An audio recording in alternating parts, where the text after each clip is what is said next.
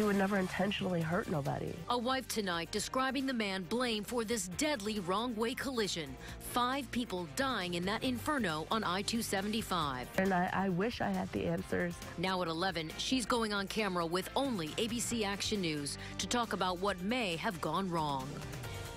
Good evening and thanks for joining us. I'm Wendy Ryan. And I'm Jamison Euler. We've been following this deadly collision since it first happened. And tonight, our Alex Hobson is the only television reporter talking to the wrong-way driver's wife. She's live on I-275. And Alex, I understand the wife is sending her condolences to the victims' families. It was the first thing she told me. She wanted to get out. And as you'll see, Tanya is asking us not to show her face on camera out of fear of retaliation for what authorities say her husband did. And while she's still in a state of shock, she says her heart goes out to the victims' families. I haven't cried for him. I've cried for the 4 victims because I feel like it shouldn't have happened to him. By now, Tanya Dunn says she's watched this video close to 3 dozen times, and it doesn't get any easier. Troopers say that's her husband, 28-year-old Danny Morris, driving the Ford Expedition the wrong way down I-275, ending in a fiery crash that killed Morris along with these 4 USF students who just happened to be on the highway. I'm so sorry for what they went through. I'm sorry they're having to go through this and deal with this. In her very first interview since the crash, Tanya not only gave her condolences, she also gave us a window into who Morris was. The two had known each other since they were teens, growing up next-door neighbors in Waimama.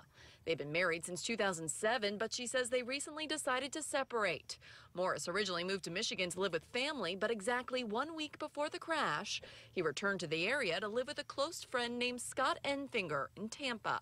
Morris was driving Enfinger's car, which Tanya believes he stole when he caused the crash. There's a very good possibility that he could have been intoxicated. Was he going through a hard time? No. Everything was going good for him. That's why she says she doesn't believe the speculation that this was a suicide mission. That's not the Danny she knows. He would never intentionally hurt nobody. I know there's a lot of unanswered questions out there, and I wish I had the answers, but I still have, unanswered questions. Tonight, I also spoke with members of the Enfinger family. Over the phone, they told me Scott is still very upset. Danny was his best friend, and the two had actually been partying together the night the crash happened. They said they had reported the vehicle stolen.